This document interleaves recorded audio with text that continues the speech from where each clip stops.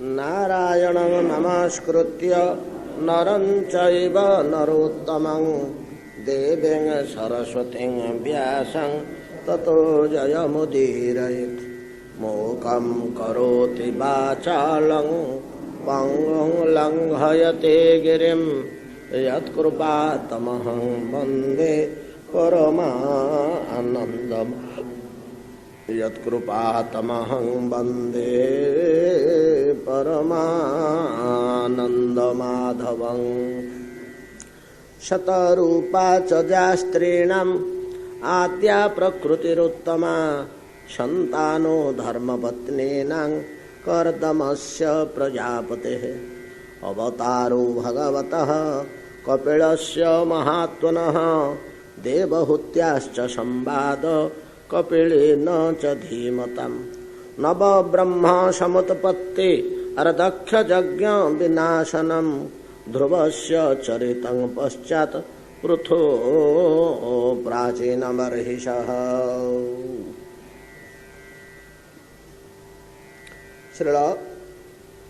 श्रीपाद सूत गोस्वामी कहते सनकादि मुनिगण श्रवण करंतु। ए सूत्र गणना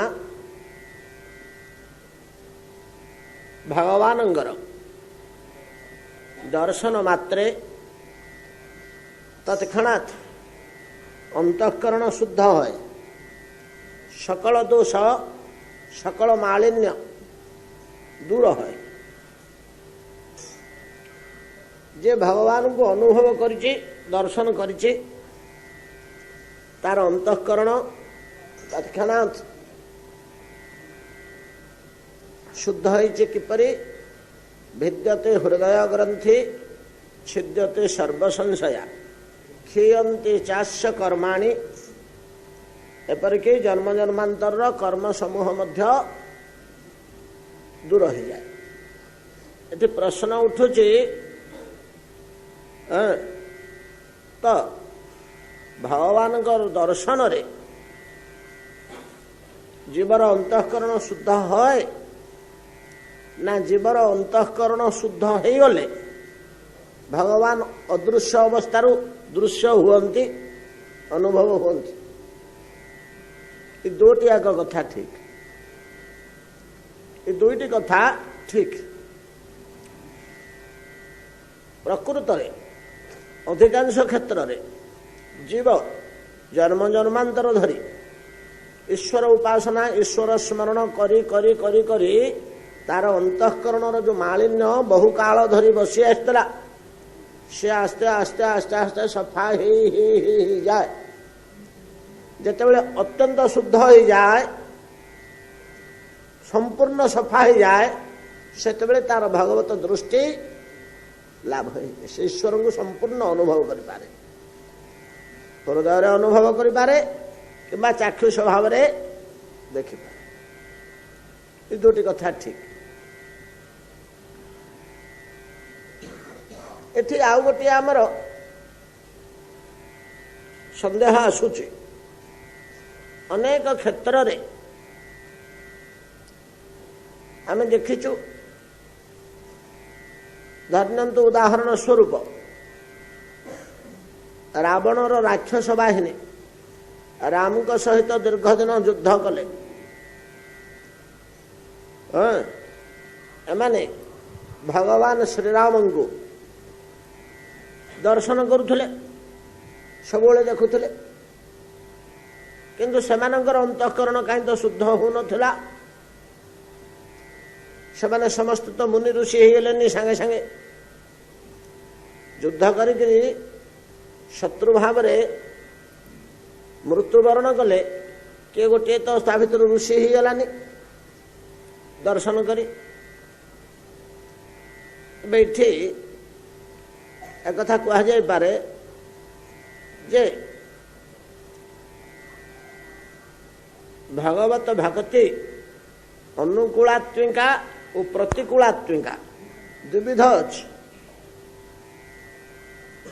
प्रतिकूलात्मिका भक्ति फल दिए दिएनि एक कथा नुहे फल दिए किंतु देह त्याग कला परे दुर्लभ फल मिले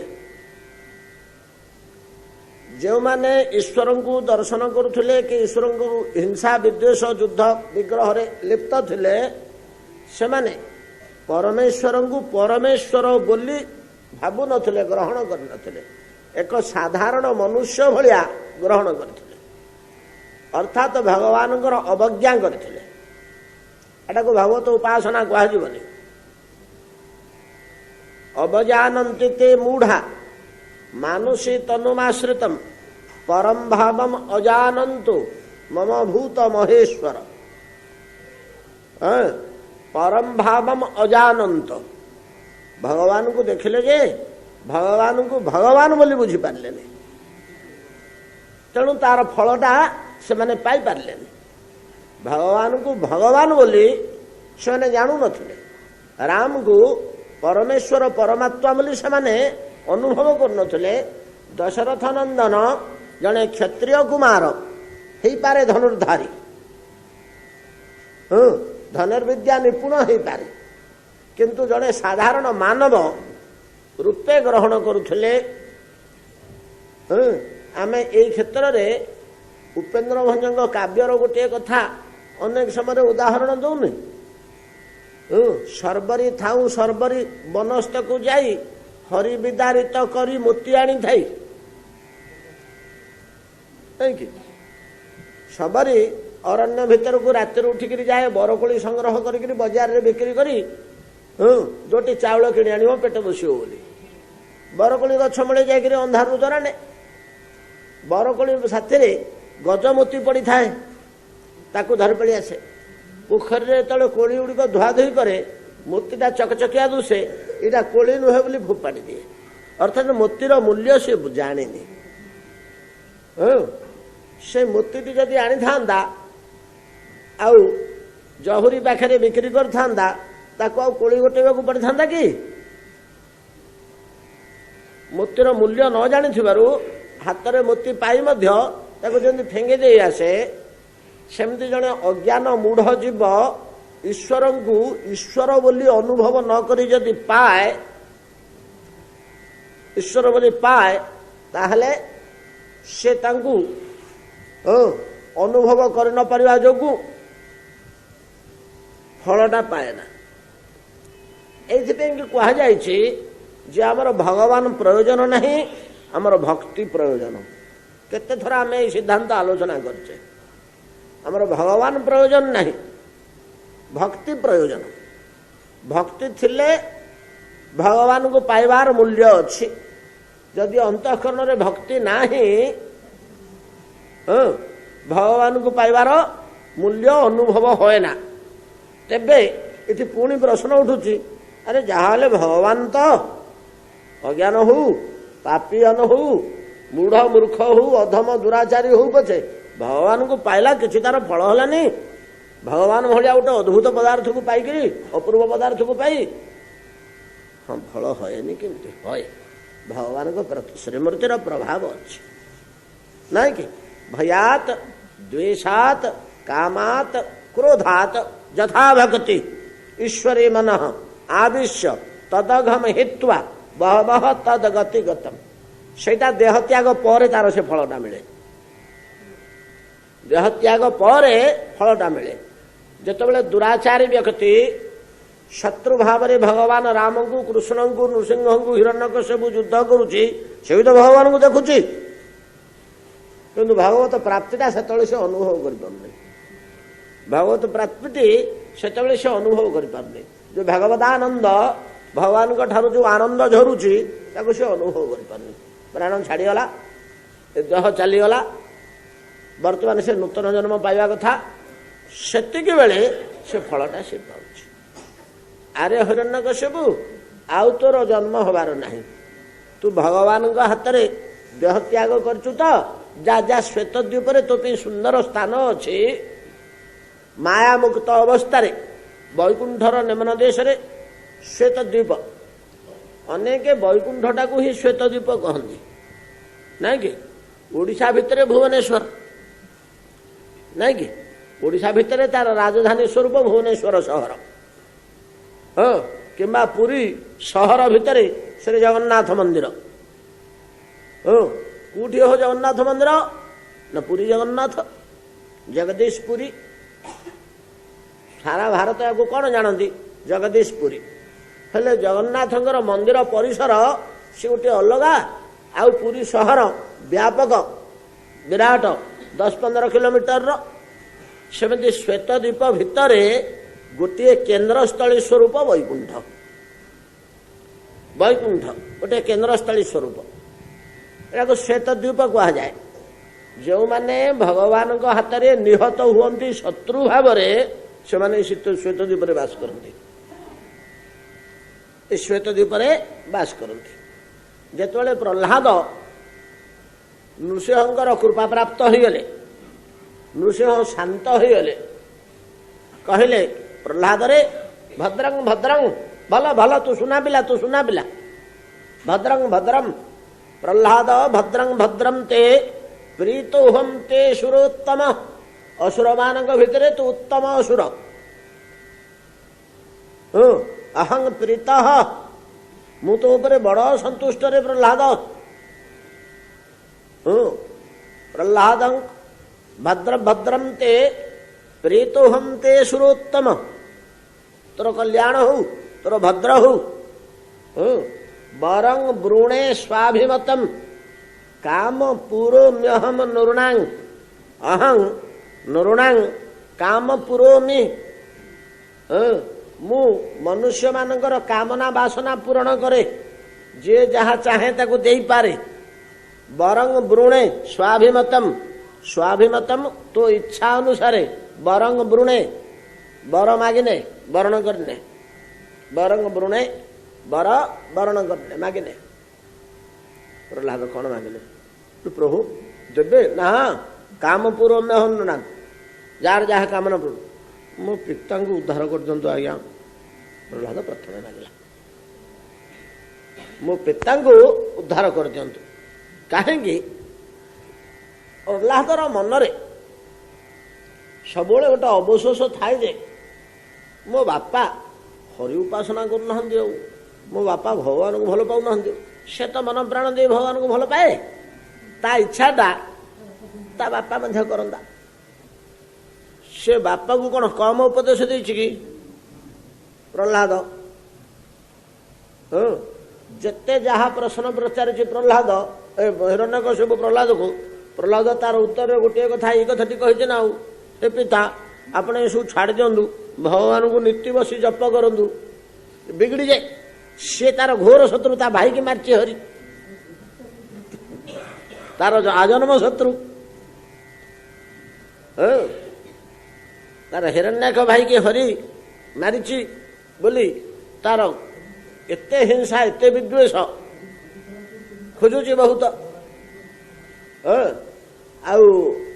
आते पुओ मुहर शुणे जे सी तारी कथा कहूँ ये बिगड़ी निया है आ छोट पिला बोलिक तार क्षमा दया अच्छी कि कुदंड आ न देछि प्रह्लाद को कुदंड न देछि हिरण्यकश्यप तथापि प्रह्लाद मनरे एते दंड पाई दुख पाई मध्य पिता से उपदेश दिए पिता कौथरे हेले शांति नाही कौटी हेले सुख नाही धन यौवन भोग विलास प्रतिष्ठा प्रभुत्व कौथरे हेले स्वर्ग तपलोक जनलोक कौटी हेले सुख नाही ना कि देवकी माँ कहले न कि लोकान सर्वांग निर्भयम न अधिगच्छत लोकान सर्वान तपलोक को पढ़ा जनलोक को पढ़ा ब्रह्मलोक को पढ़ा सुख नाई रे बाबू जिते काल पर्यंत गोविंद पदारविंद न पहुंचु सुख शांतिर ना धरना अतएव यही कथाटी बताए प्रह्लाद हिरण्यकश्यप चिड़े तू मो शत्रुर कथा कहूचु एडे बकटे पिला मु हिरण्यकश्यप नाई कि चतुर्दश भुवनर अधिपति ये समस्ते मते मणिमा मणिमा कहते तू एड़िकी बकटे पिला मते कहूचु हरि उपासना शिक्षा बताऊचु किंतु डरेनी प्रह्लाद कहे बापा तमें मोटे शांति पाइबनी एगुड़ाक तार इच्छा बापा केमती मालाटे धरिक बसी दाणपिंडारे ढोले ढोले गड़ौ था माला यहीटा तार इच्छा से अवशोषटा तार थिला जेतेबेले वर जाचिदेले भगवान सेतेबेले प्रहलाद कौन मागिला मोर पिता को उद्धार कर दियंतु कौन कहले नृसिंह प्रहलाद तोर बरटा व्यर्थ ही गला रे कहीं ना ये पर्यंत अच्छी कि तो बापा केते उद्धार पाइला केते उद्धार पाइला तोर स्तुति आ गति अपेक्षा से बहु उच्च स्तर में अच्छी सेटा तोर मागिबा दरकार नहीं स्वाभाविक रीति से पाई आम देखीचे काली युधिष्ठिर सन्देह आसी आरभ्य कल भाषणात जे शत्रु थिला से भगवान को सांगे सांगे पाइला एमाने सबू प्रतिकूलात्मिका भक्ति पाई भक्ति कहनी एटा प्रकृत में आम शब्द गुड़ाक बुझीपारानी बोलिक भक्ति बोली मु कहीदे अनुकूलात्मिका अनुशीलन प्रतिकूलात्मिका अनुशीलन या कह जाए भगवान को अनुशीलन करुच्ची जड़े छत्र हिसाब से नीति मन पकाउची डाक पकई जड़े प्रभु हिसाब से डाक पकई आहे जगन्नाथ शत्रु हिसाब से अरे जगन्नाथ नहीं कि शत्रु हिसाब दी जन डाकवा अच्छे ये दीटा जो डाक नहीं कि अरे राम बोलिक जो क्रोधरे कुंभकर्ण डाकुची नहीं कि आहे प्रभु श्री राम बोलिक जो हनुमान डाकुंट उभयंकर डाक ठीक डाकटा गोटे हूँ अनुशीलात्मिका अनुकूलात्मिका अनुशीलन गोटे हूँ प्रतिकूलात्मिका अनुशीलन बोली रूप गोस्वामी पाद कहते भक्तिर साम्रत सिंधु ग्रंथ तो नारदंकर भक्ति सूत्र संग्रह करी हेले जे अनुकूलात्मिका अनुशीलन करिथाए से भगवान को देखि पकेला क्षणी भिद्यते हृदय ग्रंथि छिद्यते सर्वसंशया क्षीयन्ते चाष्य कर्माणि किंतु जे शत्रु हिसाब रे द्वेषी हिसाब रे भगवान को घृणा करी आसीची ताच्छल्य करी आसीची विद्वेष करी आसीची किंतु भगवानंकर एमती गोटे तेज अच्छे जे शत्रु हिसाब से मनटा लगे तो एटा हला कारण से देह त्याग कला परे मृत्यु पर भगवान को से भगवान बोली जानी पारे ना अनुभव करि पारे ना मात्र फलटा से पाए ये कथाटी पर्वत मुनि रावण को कही बोली आम थरे अधे आलोचना करने की रावण जो कहला बोला गोसाई आउ कौन मु जप तप करी एकादशी उपवास करी हरिभजन करी मुझे ये बाटर बहुत बाट पलि आसली आश्चर्य बुद्धि में गुड़े बाट पलैली आउ मोर पछक फेरवाटा सुंदर हम कि मत लज्जा लगनी जड़े लोक प्रतिदिन सुरा प्रभृति भोग विलास प्रभृति ना तार चलु नाला दीर्घ काल समस्ते जानते सी स्फलन कही मोर यहीटा ही दरकार से अदि एकादशी व्रत कर शेष को बुढ़ा काल को लुचेक कर ना देख लज्जा लगनी जीवनाक इथरे बितेली आर उल्टा कार्य केमती करी आत्मसंकोच आसो तार आत्मसंकोच आसो से कर जहा हो जीव जदि अवजानंत मां मूढ़ा मानुषी तनुमाश्रितम परम भावम अजानंत भगवान परम भाव परमेश्वर पणिया जो मैंने जानी पारती नहीं मनुष्य मात्र बोली अवज्ञा करती नहीं कि भगवान ताको मूढ़ बोली कहते इथर मोर अपमान करुच्ची से बोली कहते दुख करी कहते ये लोक मैंने जदि भगवान द्वारा निहत हुअंती हेले गोटे जिनस आज्ञा देखु जे भगवान प्रिय होला प्रिय भक्त तार सत्फल अच्छे सुफल अच्छे जी भगवान शत्रु है विद्वेषी है तार मध्य सत्फल अच्छे ये जन्म ना देह त्याग कला अच्छे आम जतक मझी मझिया रहीगले आमर क्वाडर किसी नहीं ना आम जीला बेले पाइले नहीं कि मले पाइले नहीं असुर गुड़ा पाई जाऊँ ହିଂସା ବିଦ୍ୱେଷ କରି ଆମେ ତ ତା କରିପାରିବାନି। ଆମ ଦେହରେ ସେମିତି ବଳ ଆଉ କି ଦର୍ପ ନାହିଁ। ଭଗବାନଙ୍କ ହାତରେ ଲଢ଼େଇ କଲା ଭଳିଆ ତାଙ୍କ ସହିତ ଟକ୍କର ଦେଲା ଭଳିଆ ଶକ୍ତି ଆମର ନାହିଁ। ତେଣୁ ଏ ପଥରେ ଗଲେ ହୁଅନ୍ତା। ଏ ପଥ ଆମକୁ ରୁଚୁନି। ଆମ ଗତି କ'ଣ ହବ? କୁଆଡ଼େ ରହିଲେ? ଆମେ ନା ତାଙ୍କର ବିରୋଧ କରିପାରୁଛେ ନା ତାଙ୍କୁ ଆପଣାର କରିପାରୁଛେ। ହଁ ଆଜ୍ଞା, ଅଧିକାଂଶ ଜୀବ ଏଇଭଳିଆ। ଏପଟେ କିଛି ଫିଟି ଯାଉଛନ୍ତି, ସେପଟେ କିଛି ଫିଟି ଯାଉଛନ୍ତି। ଯେଉଁମାନେ ଭଗବାନଙ୍କ ସହିତ କୌଣସି ସମ୍ବନ୍ଧ ରଖିଲେନି, ସେଥିପାଇଁ ୟା ନାଁ ହେଉଛି ସମ୍ବନ୍ଧ ଲକ୍ଷଣା ଭକ୍ତି। ତମେ ଯାହା ହେଲେ ମଧ୍ୟ ସମ୍ବନ୍ଧଟେ ଯୋଡ଼। ଶତ୍ରୁ ହଉ ପଛେ ଯୋଡ଼ ତ। ଶତ୍ରୁ ହେଲେ ମଧ୍ୟ ଗୋଟେ ସମ୍ବନ୍ଧ ହେଲା ନା। ଆଉ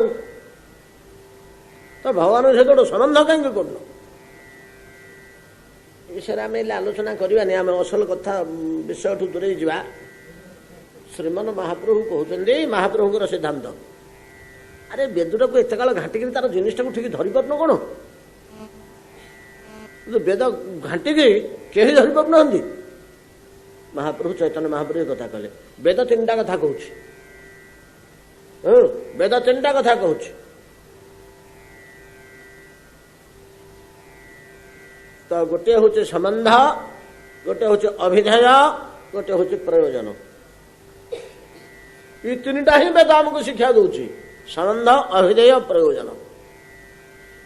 ସମସ୍ତେ କହିଲେ ମହାପ୍ରଭୁ ଇଏ କି କ'ଣ ନୂଆ କଥା? ନା, ବେଦ ତ ଏଇ ତିନିଟା କହୁଛି, ତମେ ଧରିପାରୁନ। ଚୈତନ୍ୟ ଚରିତାମୃତର 19, 20, 21 ପରିଚ୍ଛେଦ ମଧ୍ୟଲୀଳାରେ ଏ ତିନିଟା ପରିଚ୍ଛେଦ ଏ ତିନିଟା ଜିନିଷ ଉପରେ ନିର୍ଦ୍ଧାରିତ ହେଇଛି। ମହାପ୍ରଭୁ ପ୍ରମାଣ କରୁଛନ୍ତି ବେଦ କେମିତି କହୁଛି ଏଗୁଡ଼ାକ। ପ୍ରଥମେ କହୁଛନ୍ତି ତମେ ଭଗବାନଙ୍କ ସହିତ ଗୋଟେ ସମ୍ବନ୍ଧ ସୃଷ୍ଟି କର। ସେ ତମର ପ୍ରିୟ ହୁଅନ୍ତୁ, ଅପ୍ରିୟ ହୁଅନ୍ତୁ, ଶତ୍ରୁ ହୁଅନ୍ତୁ, ମିତ୍ର ହୁଅନ୍ତୁ, ବାପ ହୁଅନ୍ତୁ, କକା ହୁଅନ୍ତୁ, ମା ହୁଅନ୍ତୁ, ଭାଇ ହୁଅନ୍ତୁ, ଗୁରୁ ହୁଅନ୍ତୁ, ବନ୍ଧୁ ହୁଅନ୍ତୁ। ଯେମିତି ସମ୍ବନ୍ଧ ଯୋଡ଼ିଥିଲେ ଗୋପାଙ୍ଗନାଗଣ, ଯେମିତି ଗୋପ ବାଳକଗଣ ସମ୍ବନ୍ଧ ଯୋଡ଼ିଥିଲେ, ଯେମିତି ସୁଦାମା ପିଲାଦିନର ସାଙ୍ଗ ବୋଲି ସମ୍ବନ୍ଧ ଯୋଡ଼ିଥିଲେ, ଯେମିତି ଅର୍ଜୁନ ସଖା ବୋଲି ସମ୍ବନ୍ଧ ଯୋଡ଼ିଥିଲେ, ଯେମିତି କୁନ୍ତୀ ପୁତୁରାଟି ମୋର ବୋଲିକିରି ସମ୍ବନ୍ଧ ଯୋଡ଼ିଥିଲେ। କ'ଣ ଗୋଟେ ସମ୍ବନ୍ଧ ଯୋଡ଼ ଭଗବାନଙ୍କ ସାଥିରେ। ଘରେ ଯେ ଠାକୁରଟି ରଖିଛ, ତମ ଘରେ ଯେମିତି ତମର ବିଭିନ୍ନ ଲୋକଙ୍କ ସହିତ ସମ୍ବନ୍ଧ ଅଛି, ନାଇଁ କି? ଗୋଟେ ଭଣଜା, ତା ସହିତ ଯେଉଁ ବ୍ୟବହାର କରିବା କଥା, ଗୋଟେ ବୋହୂ ତାର ଦେଢ଼ଶୁର ତାର ସହିତ ଯେମିତି ବ୍ୟବହାର କରିବା କଥା, ତାର ସମ୍ବନ୍ଧ ଅନୁସାରେ ସେ ବ୍ୟବହାର କରିବ ନା। ଆଉ ମା ପୁଅ ସହିତ ସମ୍ବନ୍ଧ ଅନୁସାରେ ବ୍ୟବହାର କରିବ ନା। ଆଉ ମାଆକୁ ଯେମିତି କହିଦେଇପାରିବ ତୁ କାହିଁକି ମୋତେ ଏତେ ଡେରି କଲୁ, ଖାଇବାକୁ ଦେଲୁନି, ଆଉ ଜଣଙ୍କୁ ମାଇଁକି କହିପାରିବ କି?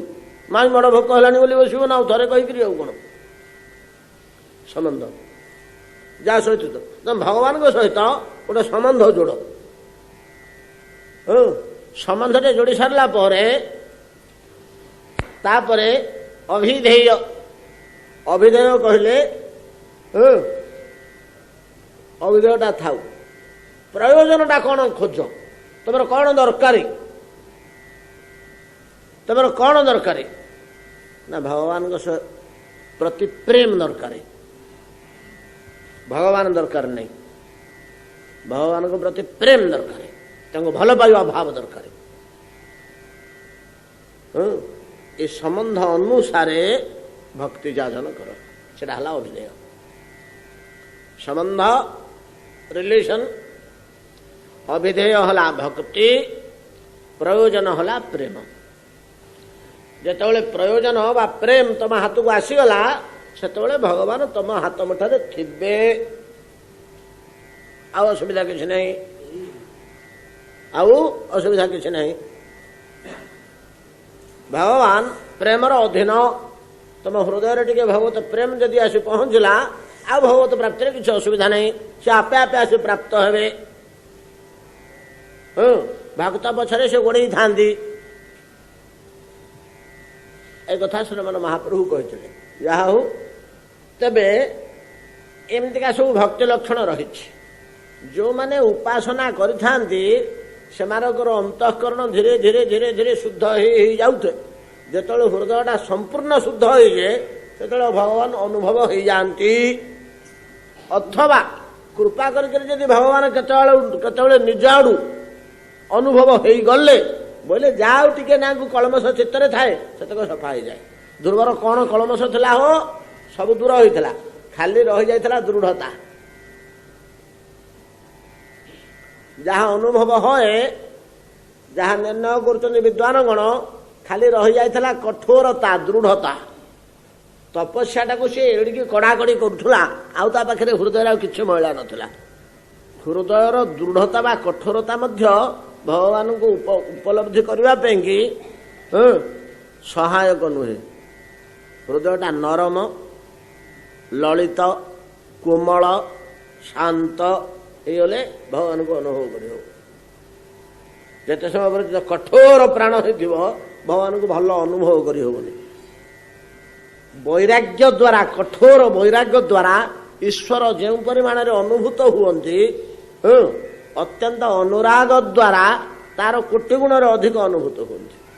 वैराग्य द्वारा भगवान को पाए हुए कि लावण्य सौंदर्य स्निग्धता कोमलता प्रियत्व रसिकता एगुड़ा अनुभव है ना एगुड़ाक अनुभव है ना। अनुराग द्वारा स्नेहानुराग द्वारा एगुड़ा अनुभव है। जहाँ जना जाए ध्रुव उपासना करी करी तार दृढ़ता टाक बेलू बेल बढ़े नौ गोटाक हृदय थिला ये गोटाक दूर होगा।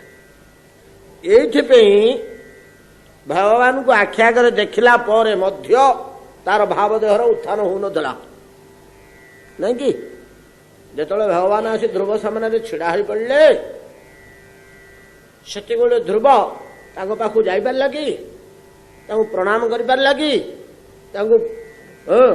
प्रणिपात कर पार कि स्तव स्तुति कर पार कि किस कर पार तो से छिड़ा चाहूचे केमती जाती पाद को धरी पकाती लंब ही पाद तले पड़ जाती पाद सन्धि मुंड को भर्ती कर दिखती जाबुड़ी हृदय धरी पकाती से चरण जुगल केते स्तव स्तुति कर पकाती किसी कर पारानी शंखटी छुआला पर्यंत बोध हुए कहीं कर इमती कथा तो आउ का क्षेत्र में देखा जाऊनी। ध्रुवर चित्तटा कठोर सुदृढ़ हो जाता क्षत्रिय बालक तो गोटे दृढ़ चेता घर आसी जमी भगवान को पाइबी जमी भगवान को पाइबी बोलिकी गोटे जिद करके से जिद रे अटल ये केते बाघ आते साप आते भूत प्रेत राक्षस पिशाच आते निर्विकार चित्र बसि से पचार नहीं उड़ा को अन्य भागवत नहीं अन्य पुराण मानक अच्छी व्याघ्र सर्प आसिक अरण्य भितर भय देखी नारद आसिक घर को फेरवाई के प्रलोभन देखी कौन कर्णपात कर कठोर दृढ़ता दृढ़ता टिकक जोगु बोधे से जहाँ चाहूला ता कर भगवान से आड़े देले भगवान से टिकक आड़े देले ये हला बाहर कथा अथवा जीवर काली आम आलोचना करुले ब्रजांगना मानकर चिरहरण कौन गोटे जीवा उपरु जीवात्म आवरण पार्थिव आवरण पार्थिव तो नुह माइक आवरण आड़े देले आड़े देवर तार भाव देह जागृत हो उठला हृदय निर्मल होगला सांगे सांगे भगवान को केते कणस्थ वस्तुति कला किड़े आग्रह किड़े प्रीति किपरि आप्यायित भगवान मध्य सी भाया आप्यायित ध्रुव प्रति भगवान गोटे स्वभाव अच्छी से कहते जे यथा मांग प्रपद्यन्ते तांग तथैव भजाम्यहम मम वर्तन्ते मनुष्या पार्थ सर्वस मते जे जमी व्यवहार करे मुझे ठीक से भाया व्यवहार करे तो ध्रुव जो हिसाब से भगवान को भल पाइला भगवान मध्य से हिसाब से परिमाण रे ध्रुव को भल पाई स्नेह करचंदी परिशेष डाकिले आ वैकुंठ को जिबा ध्रुव मना गला ध्रुव मना गला ध्रुव मना करी ध्रुव मागेला क्यों स्थान बहुबार आलोचना हो कथा ध्रुव क्यों स्थान मागेला भगवान को मागेलानी भक्ति मांगिला। जो सिद्धांत आम प्रयोजन महाप्रभु कहते बोली आलोचना करुले, कौन प्रयोजन? श्रीहरि प्रयोजन ना, कौन प्रयोजन? भक्ति प्रयोजन, प्रेम प्रयोजन। जदि प्रेम नथिबा ना कि जदि आखि नथिबा सूर्यटे मागी आनी कौन करवा? सूर्यटे मागी आनी कौन करवा? नहीं कि कौन खाइब रे? कौन कहला नड़िया खाइब। दांत जदि नथिबा नड़िया मागिक कौन करिवो?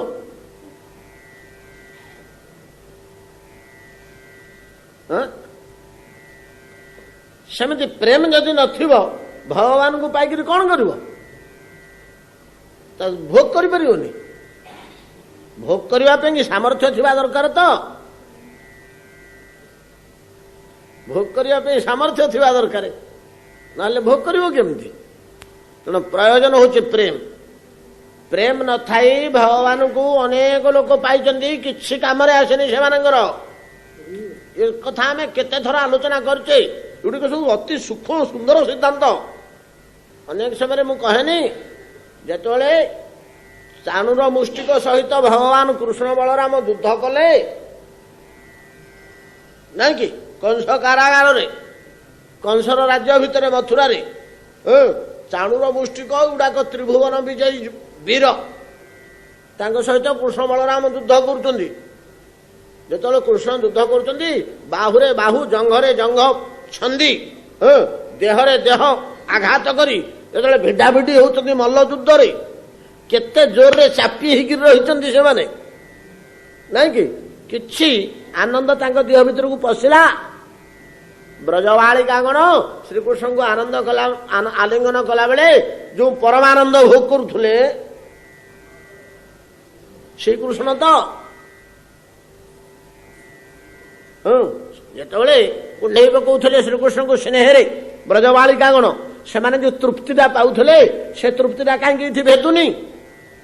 से तो विहुलित हो जाते प्राण छाड़ी जाऊला नहीं कि आनंद रे आमानकर कहीं होनी भक्ति नाही बोली, भक्ति नाही बोली होनी। जदि भक्ति नथिबो आखि जदि नथिबो आमे आलुटे जळै बसिकरी जेंति किसी काम रे आसीबोनी। आखि तो नाही आलुटे जळैले कोन काम रे आसीबो? भक्ति जदि नथिबो भगवान हाथ मुठा को आसले मध्य किछि मूल्य होबनी। बरं भगवान आमर दरकार नहीं, कौन दरकार? प्रेम दरकार बा भक्ति गाढ़ भक्ति दरकार।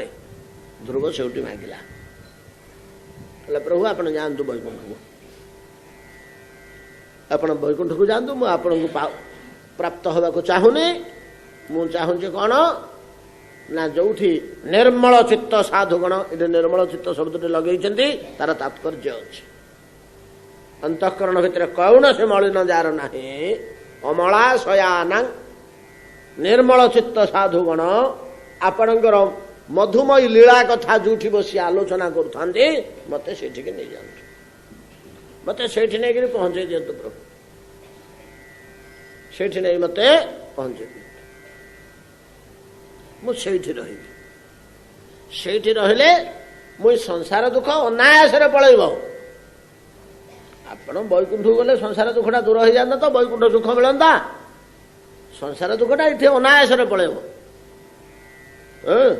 भगतेंग मुहुः प्रवहतांग त्वयि में प्रसंग भूयादनंत महदा ममला शयानंग जेनांजस लण मुरु व्यसनंग भवावधि निश्चय भवत गुण कथा अमृत पान मत्त। भवत गुण कथा अमृत पान रे उन्मत्त व्यक्तिर नहीं कि भगवान गुण भगवान कथा भगवान नाम रे गोटे उन्माद आसे। भवत आपणकर गुण कथा अमृत अमृत गुण अमृत कथा अमृत नाम अमृत एगुड़ाक जे पान करती से उन्माद हो जाए। से धीरे धीरे एवं व्रत स्व प्रिय नाम कृत्या जातानुराग द्रुत चित्त उच्चई हसत्यथो रोदिति रौति गायति उन्मादवत नृत्यति लोकबाह्य उन्मादवत नृत्यति से लोक गुड़ा केमती हो जाती नाचती डिहंती कांदती पाटी करती हसती खेलती नाना प्रकार उन्माद हो जाती तो अधा पागल भाया बाह्य ज्ञान से रहे ना लोक बाह्य बाह्य ज्ञान रहे ना मत देखिए हसुँच ये कौन कहते अमुक घर पुओ देख केमी उत्पात होमी पागलामी करुच्ची एगुड़ाक तार ज्ञान रहे ना लोके मत हसुँच थट्टा कर उन्माद अवस्था आसे ये उन्माद अवस्था जो मोर पलि आसो ना आज्ञा निर्मलचित साधु मैंने जो हरिकथा आलोचना करुवे से बसी बसी बसी बसी शुणी शुणी शुणी शुणी मुझे उन्माद अवस्था मोर पलि आसो निश्चय भवत गुण कथा पृतपान मत्त से कौन हम ना भवावधि व्यसनम व्यसन कहले दुख भवावधि संसार ये संसार दुखटा को मु अंजसा अनायासे न पार हो जेन उल्लण भयंकर संसार दुख उल्लण भयंकर संसार दुख जतोल्लण ममलाशयान जतोल्लण मुरु व्यसनं उरु व्यसनम उल्लण उरु जोड़े शब्द उल्लण महाआंदोलित समुद्र आंदोलन भाया उरु प्रचुर व्यसन दुख कहार ना भवाब्धर भवसागर एटा मो अनायास पार हो जेनंजसाल्लण मुरु व्यसनं भवादि जेन क्या द्वारा पार हो आपणकर गुण कथा पान अमृत पान रे पार हो कहला भक्ति चाहिए भगवान देखिले यहीटा को आउ कौन से बाटरे बदल हेनी ये जगत रे जे भक्तिर मूल्य बुझीगला भगवान ता पाखे हार मानती भगवान ता पाखे हार मानती आउ ताको बदल पारे जे भक्तिर मूल्य बुझीगला से भगवान को टपिला बोली जान हाँ जो प्रायशो जित जितोप्यसित त्रिलोक्यां ब्रह्मा कही आपन को से जिणी पकैला हे प्रभु भक्तर मूल्य जे बुझीगला ये पिला नारद कौन बतईदे ये भक्तिर रहस्य बुझीगला भक्तिर मूल्य बुझीगला या बदल हेनी ये जहा इच्छा ता कर मोर या कि बल रही हौ ए ध्रुव शुणु शुणु तू घर आसलु परा पितृ सिंहासन नौ बोली नाई प्रभु हाँ आसलु ना कौन करू ना से आसती ना एवं आउ ना कहीं ना मु काच खोजी आसती कांचन पाइली तांग प्राप्तवान देव मुनीन्द्र गुह्यम मुझे काच खंडे खोजी कांचन नहीं मिलला फोपाड़ी दे जी ना कौन आप कथार मत मिली मुझे कांचनटा रखी आ मोर काच दरकार नहीं ये कांचन मो पाखे थे केते काच आसी मो द्वारा जमा हम मुझे नेबी आउ कि नेबी भक्ति नेबी आ मोर किसी दरकार नहीं ना नाई रे भगवान नाना कुछ ना ना ये करुच्ची से पिला लोक बोली गोटे बयस हो जाता बोले भगवान पारि न था छोट पिला तो जबरदस्ती ता कहले देखे मोर निर्देश आ तू जा राज सिंहासन बसी किसी दिन संसार भोग करदे इठी केबे हेले कहजबनी जे पूर्वे वासना करथिला बोली ता चित्तरे टिके रही जाईची एटा कहजे परिबनी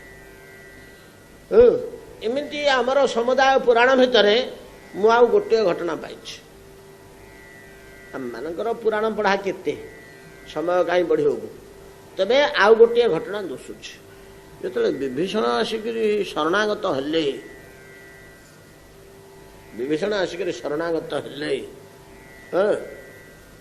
तो तांको सहित मिलामिशा कर रहिले रावणर मृत्यु घटिला लंकागढ़ उद्धार हो गला सांगे सांगे भगवान कहले सुग्रीव को बोले मित्र आउ टिके व्यवस्था कर आमर विभीषण को अभिषेक कर दियो विभीषण ना आज्ञा मत से झमेलार पकानी मुझे रही तो कहीं रही ना ना आज्ञा ଆପଣଙ୍କ ସଙ୍ଗରେ ରହିକିରି ଯେଉଁ ସୁଖ ଭଗବାନଙ୍କ ସାଥିରେ ରହିଗଲା ତ କିଛି ଦିନ ଏ ମିଠାଟା ଜାଣିଗଲେ ବିଭୀଷଣ ମହାଭକ୍ତୁଟେ ତ ନାଇଁ କି?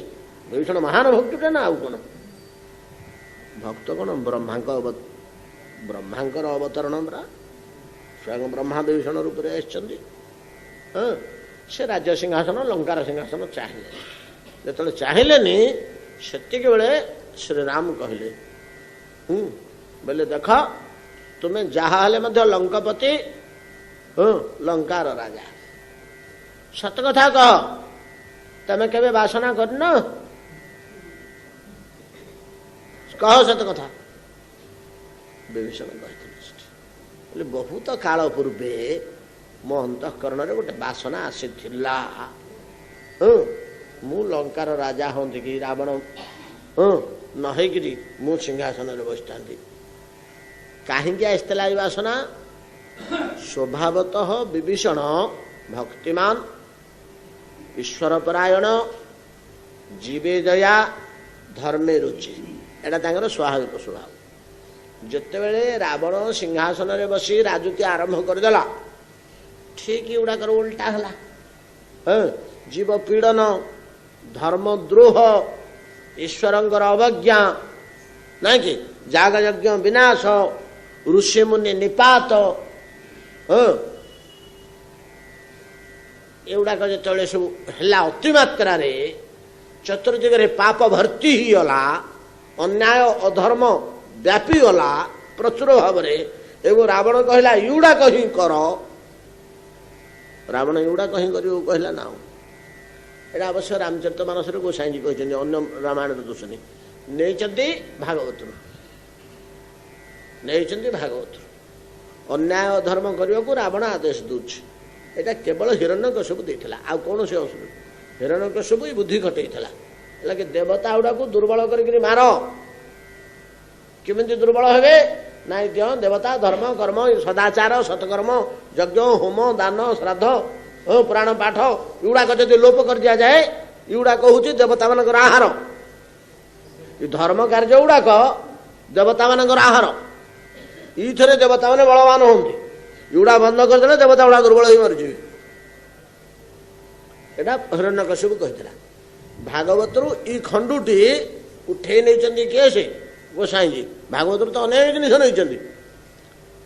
ରାବଣ ଏଇଟା ଯେତେବେଳେ ଆରମ୍ଭ କରିଦେଲା ଚତୁର୍ଦିଗରେ ଅତ୍ୟାଚାର, ବିଭୀଷଣ କହୁଛନ୍ତି ପ୍ରଭୁ ଏଗୁଡ଼ାକ ଯେତେବେଳେ ଦେଖି ପକେଇଲି ମୋତେ କିଛି ସୁଖ ଲାଗିଲାନି, ସେତିକି ବେଳେ ମୋ ମନରେ ବାସନାଟେ ଆସିଲା, ମୁଁ ସିଂହାସନରେ ବସି ରାଜା ହେଇଥାନ୍ତି କି।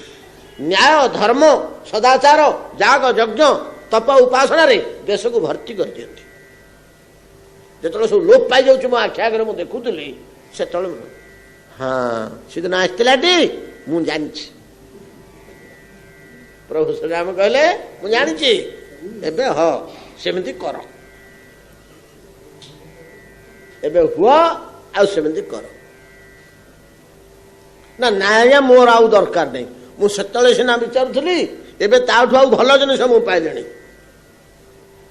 ସେଇଠି ପ୍ରଭୁ ଶ୍ରୀରାମ ଏଠି କହିଛନ୍ତି ଧ୍ରୁବଙ୍କୁ, ଉଦ୍ଦେଶ୍ୟ ହେଉଛି ଏଇଟା ତମର ଦରକାର ନାହିଁ, ଏଇଟା ମୋର ଦରକାର।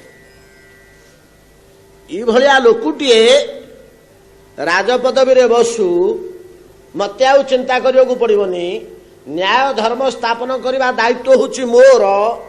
ଯଦା ଯଦା ହି ଧର୍ମସ୍ୟ ଗ୍ଲାନିର ଭବତି ଭାରତ, ଅଭ୍ୟୁତ୍ଥାନମ୍ ଅଧର୍ମସ୍ୟ ତଦାତ୍ୱାନମ୍ ସୃଜାମ୍ୟହମ୍, ପରିତ୍ରାଣାୟ ସାଧୁନାଂ ବିନାଶାୟ ଚ ଦୁଷ୍କୃତାମ୍। ନାଇଁ କି, ଧର୍ମ ସଂସ୍ଥାପନାର୍ଥାୟ ସମ୍ଭବାମି ଯୁଗେ ଯୁଗେ। ଏଇଟା ମୋର ଦାୟିତ୍ୱ। ସେ କାମଟା ତ ତମେ ଟିକେ କରିଦେବ, ଆଉ ତମେ ଉପଯୁକ୍ତ ଲୋକ, ଆଉ ତମେ ମନରେ ଆଗ ବିଚାରିଥିଲ, ଆଉ ତମେ ନ ଚାହ, ବୁଝିପାରୁଛନ୍ତି ନା, ତମେ ନ ଚାହ, ମୋ ପାଇଁ ତମେ ଏଇ କାମଟା ଟିକେ କରିଦିଅ। ମୁଁ ଯେ ଧର୍ମ ସ୍ଥାପନା କରନ୍ତି, ସାଧୁ ସଂରକ୍ଷଣ କରନ୍ତି, ଦୁଷ୍ଟ ବିନାଶ କରନ୍ତି, ଧର୍ମର ଉତ୍ଥାପନ କରନ୍ତି, ଅଧର୍ମର ଦୂରୀକରଣ କରନ୍ତି, ଅନ୍ୟାୟର ପ୍ରଶମନ କରନ୍ତି, ଏଗୁଡ଼ା ମତେ କରିବାକୁ ପଡ଼ନ୍ତା ତ।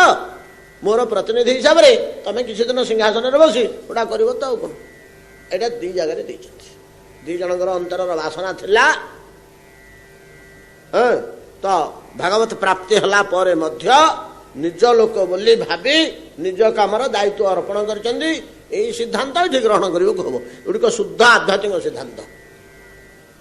ଏଗୁଡ଼ିକ ହେଉଛି ଭଗବାନଙ୍କର ପ୍ରକୃତ ଅନ୍ତଃକରଣର ଇଚ୍ଛା। ଧ୍ରୁବକୁ କହିଲେ ଧ୍ରୁବ ଯା 36,000 ବର୍ଷ ସିଂହାସନରେ ବସିବୁ, ଧର୍ମ ସ୍ଥାପନ କରିବୁ, ମୁଁ ଶାନ୍ତିରେ ଶୋଇବି 36,000 ବର୍ଷ। ପୃଥିବୀରେ ଧ୍ରୁବ ମୋର ଅଛି, ମୋର ଚିନ୍ତା ନାହିଁ, ସେ ସମ୍ଭାଳିଛି ପୃଥିବୀଟାକୁ, ବ୍ରହ୍ମଲୋକ ପର୍ଯ୍ୟନ୍ତ ওই ବ୍ରହ୍ମାଣ୍ଡଟାକୁ ସେ ସମ୍ଭାଳିଛି। ଧର୍ମ, ନ୍ୟାୟ, ସୁଖ, ଶସ୍ୟ, ବୃଷ୍ଟିପାତ, ଜଳବାୟୁ, ନିରୋଗ, ବାସ୍ ମୋ ପିଲେ, ମୋର ଜୀବଜଗତ ବେଶ ଆନନ୍ଦରେ ଅଛନ୍ତି। 36,000 ବର୍ଷ। ଧ୍ରୁବ କହିଲେ ଆଜ୍ଞା ମୋ ଅବସ୍ଥା କ'ଣ ହବ? 36,000 ବର୍ଷ କ'ଣ ହବ? ତମେ କିଏ ବଞ୍ଚିବ କି ରେ? 4 ବର୍ଷ ଗୋଟିଏ ଦାନ୍ତ ନଥିବ, ଆଖିକି କିଛି ଦୁଷୁନଥିବ, ନାଇଁ କି? ନେଙ୍ଗେଡ଼ି ନେଙ୍ଗେଡ଼ି ଯେମିତି ପିଲାଦିନେ ଚାଲୁଥିଲ ସେମିତି ଚାଲୁଥିବ ଆଣ୍ଠୁରେ, ଆଉ ଠିଆ ମଧ୍ୟ ହୋଇପାରିବନି। ଭଗବାନ କହିଲେ, ଯେତେବେଳେ ଧ୍ରୁବ ଏ ଆପତ୍ତି କଲା, ଭଗବାନ କହିଲେ ଠିକ ଅଛି, ମୋର ଇଚ୍ଛାରେ 36,000 ବର୍ଷ ନିର୍ମଳ ଯୌବନ, ପୂର୍ଣ୍ଣ ଯୌବନ ତୁମେ ଭୋଗ କରିବ। ଧ୍ରୁବ ଯାଅ। ଭଗବାନଙ୍କ କୃପା ଦାନ୍ତ ପଡ଼ିଯିବ, ଗୋଟିଏ ହଲିବନି, ବାଡ଼େଇ ଭାଙ୍ଗିଲେ ମଧ୍ୟ ଭାଙ୍ଗିବନି ହାତୁଡ଼ିରେ। ଭଗବାନଙ୍କ କୃପାଟି ଗରଳ ସିଦ୍ଧା ରୂପ କରତ ମିତାଇ 36,000 ବର୍ଷ ପର୍ଯ୍ୟନ୍ତ ତ ଶକ୍ତିଶାଳୀ ଇନ୍ଦ୍ରିୟ, ଯୌବନ କଥା କହିନାହାନ୍ତି, ସେ ଶବ୍ଦ ଗୁଡ଼ାକର ବେଶୀ ବ୍ୟବହାର ନାହିଁ ଭାଗବତରେ, ଏଇଟା ପରବର୍ତ୍ତୀ କାଳର ଶବ୍ଦ। କିନ୍ତୁ ତ ସକ୍ଷମ ଇନ୍ଦ୍ରିୟ ନେଇକରି ରହିଲେ ଧ୍ରୁବ। କିନ୍ତୁ ଧ୍ରୁବ ଯେତେବେଳେ ଭଗବାନଙ୍କଠୁ ବିଦାୟ ନେଇ ସିଂହାସନ ଦିଗରେ, ରାଜ୍ୟ ଦିଗରେ ଗତି କଲେ, ତାଙ୍କର ଇଚ୍ଛା ନଥିଲା ରାଜ୍ୟକୁ ଯିବାକୁ, ସିଂହାସନରେ ବସିବାକୁ ଇଚ୍ଛା ନଥିଲା। ନାନା କଳ କୌଶଳରେ ଏ ସିଂହାସନ ଓ ରାଜ୍ୟ ଶାସନ ତାକୁ ଧରେଇ ଦେଲେ ଧ୍ରୁବକୁ ଭଗବାନ। ତାର ଇଚ୍ଛା ଥିଲା କୁଆଡ଼େ ଯିବାକୁ ନା ନିର୍ମଳ ଚିତ୍ତ ସାଧୁଗଣ ଯୋଉଠି ହରିକଥାରେ ଉନ୍ମତ୍ତ ଅଛନ୍ତି, ନାଇଁ କି? ଏଇଠିକି ଯିବାକୁ ଧ୍ରୁବର ଇଚ୍ଛା ଥିଲା। କିନ୍ତୁ ଭଗବାନ ପଠେଇଲେ କୋଉଠିକି? ସିଂହାସନକୁ ପଠେଇଦେଲେ। 36,000 ବର୍ଷ ଯାଇ ସିଂହାସନ କଲେ। ଯେତେବେଳେ ଧ୍ରୁବ ଅରଣ୍ୟରୁ ଗୃହକୁ ଫେରୁଛନ୍ତି, ସେତେବେଳେ ଉଦ୍ଘୋଷଣା ଜଗତର ସବୁ ଜୀବଙ୍କୁ ଦେଇଯାଇଛନ୍ତି। ସେଇଟା ଆମର ଆମମାନଙ୍କ ପାଇଁ ଗୋଟେ ଉପଦେଶ ଦେଇଯାଇଛନ୍ତି। ସେଇଟା ସମସ୍ତେ ମନେ ରଖିବା ଉଚିତ। କ'ଣ କହିଛନ୍ତି? ହେ ଭାଇମାନେ ଦେଖ, ମୁଁ ହଉଛି ଉଦାହରଣ। ମୁଁ କାଳେ ଟିକେ ଆଶା ବାସନା କରିଦେଇଥିଲି ଯେ ପିତୃ ସିଂହାସନଟା ମିଳିଲେ ଭଲ ହୁଅନ୍ତା ବୋଲି, ଭଗବାନଙ୍କୁ ପାଇଲା ପରେ ମଧ୍ୟ ମତେ ଜବରଦସ୍ତି ଭଗବାନ ଦେଲେ। ଯିଏ ସମସ୍ତ ଦୁଃଖ ହାରି ତାଙ୍କ ପାଦ ତଳରୁ ମୁଁ କ'ଣ ନେଇକିରି ଫେରୁଛି? 36,000 ବର୍ଷର ଗୋଟେ ଦୁଃଖ ବୋଝ ନେଇକିରି ଫେରୁଛି। ଦୁଃଖ ବୋଝ ନାହିଁ ଏ ସପ୍ତ ଚତୁର୍ଦ୍ଦଶ ବ୍ରହ୍ମାଣ୍ଡର ଦାୟିତ୍ୱ, ଗୋଟେ ପରିବାରର ଦାୟିତ୍ୱ ଆପଣମାନେ ନାକେଦମ ହେଇଯାଉଛନ୍ତି। ଗୋଟିଏ ପରିବାରର ଦାୟିତ୍ୱ ତାକୁ ସମ୍ଭାଳି ହଉନି। ପୁଅ ଗୋଟେ କଥା କଲା ବେଳକୁ ବୋହୁ ଗୋଟେ କଥା କହୁଛି, ନାତି ଆଉ ଗୋଟେ କ'ଣ କଲାଣି, ବୁଢ଼ୀ ରୁଷିକିରି ବସିଛି।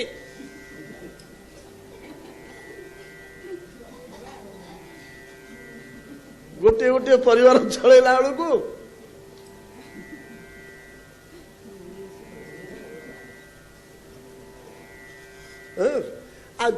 ବ୍ରହ୍ମାଣ୍ଡର ଦାୟିତ୍ୱ ଯାହାକୁ ଦିଆ ହଉଛି ସେଟା ଦୁଃଖ ବୋଝ ନୁହେଁ। ସେଇଟା ଧ୍ରୁବ କହି ଯାଉଛନ୍ତି। ଯିଏ ଦୁଃଖ ହାରି ତାଙ୍କ ଚରଣ ତଳୁ ଫେରୁଛି, ସବୁତକ ଦୁଃଖ କଟି ଯାଇକିରି ଫେରିଥାନ୍ତି, କିନ୍ତୁ ତାଙ୍କ ଚରଣ ତଳୁ କ'ଣ ଧରିକିରି ମୁଁ ଆସୁଛି? 36,000 ବର୍ଷର ଗୋଟେ ବିରାଟ ଦୁଃଖ ବୋଝ ମୁଣ୍ଡେଇକିରି ଧରିକିରି ଯାଉଛି। ତେଣୁ ହେ ଜୀବଗଣ ହୁସିଆର, ଭୁଲରେ କେତେବେଳେ ହେଲେ ପ୍ରତିଷ୍ଠା, ସମ୍ପତ୍ତି, ପ୍ରଭୁତ୍ୱ, ମାଲିକାନା, ପଦବୀ କଳ୍ପନା କରିଦେବ ନାହିଁ। এই ଶିକ୍ଷାଟି ମୋ ଜୀବନରୁ ଗ୍ରହଣ କର। ଥରେ କେତେବେଳେ ଭାବି ଦେଇଥିଲି ବୋଲି ଭଗବାନଙ୍କୁ ପାଇଲା ପରେ ମଧ୍ୟ ଭୋଗିବାକୁ ବାଧ୍ୟ ହେଉଛି। भगवान को पाइला पर भोगवा को बाध्य होउछि। तेणु मोर ये निवेदन बड़ सुंदर भाषा कहते फेरी आसला बेलू केबे हेले कल्पना करबनी मत गोटे पदवी मिल जाऊ, मत गोटे प्रतिष्ठा मिल जाऊ, मत गोटे प्रभुत्व मिल जाऊ, मत गोटे मालिकाना मिल जाऊ, मु अमुक जगार अमुक होइजिबी 5000 10,000 लोक को एटा केबे हेले कल्पना करदबनी। कल्पना करदेले तुमको भोगवा को पड़ब। एबे सिना दूररू हेन बोलिक चकचकिया दुसुची भल दुसुची जेतले से दायित्वटा मुंड उपरे थुआ हबो सेतले बेक मुड़ी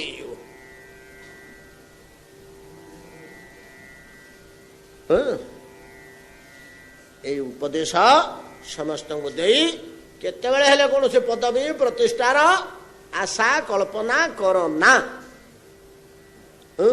बरं केवल हे प्रभु मोर किछि दरकार नहीं, हे प्रभु मोर किछि दरकार नहीं ए कथा कह या कही कही फेरले।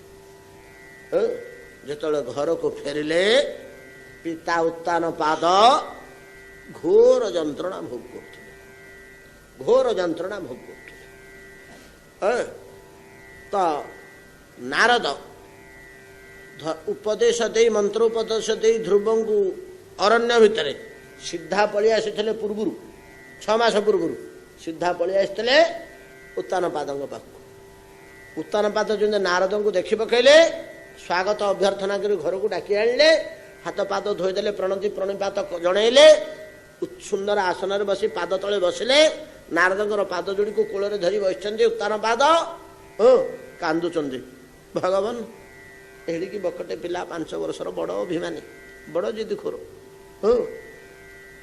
कुआड़े गला कौन करुची एमती अपमानित हो गला। छी मु चंडाल जिते विमाता गाड़ी दौला टिके तार आउ कि उद्देश्य नाला टे मो कोल बसता मोठू टे स्नेह श्रद्धा पाई था एति तार आशा था। मु अधम शतक दे पारे बहुत कहते बहुत अनुताप कर उत्तान पाद बहुत कांदी शिशुटी मोर कुआड़े गला बोली कांदी। नारद पचारे ना कौन आशा कर कुआड़े जाइथिबो ना मु शुणुची से भगवान को उपासना करने को गला।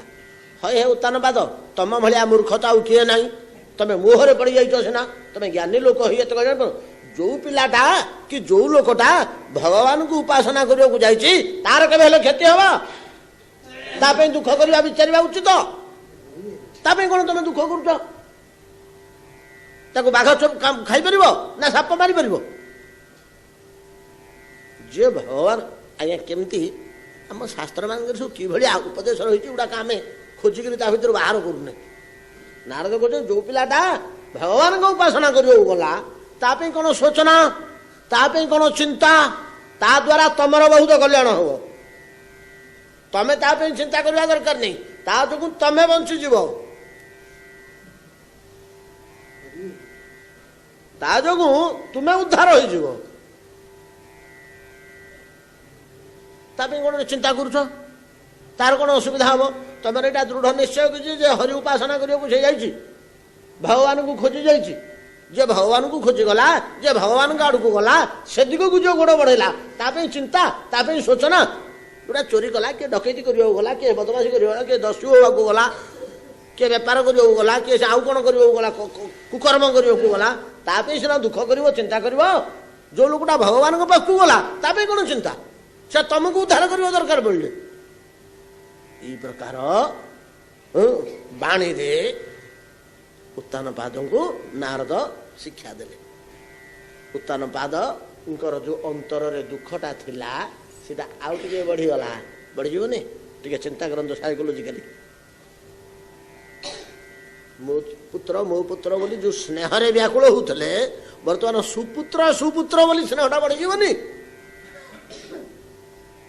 आहरी हृदय विदीर्ण है कौटी बस कौन खाई कौ गछ मूल बस कि वर्षा होमती घड़घड़ी चढ़चड़ी मारुची बाघ आसतु परा साप आसतु परा यही चिंतार उत्तान पाद जिते व्यस्त व्याकुल खबर पाइले भगवान कृपा प्राप्त है ध्रुव घर को फेरुची सांगे सांगे उत्तान पाद प्रेम विहोलित हृदय हा वत्स बोली जाई विपुल स्वागत सहकारे ध्रुव को रास्तारू पाछटी आनी सिंहासन अभिषेक करदे प्रवर्ज्याश्रम बानप्रस्थाश्रम चलिए। ध्रुवंगर परवर्ती जीवन कौन है किपरि घटला आउ अल्प किसी रहा आसंता काली आलोचना करवा। एतिक आज भागवत विश्राम करते।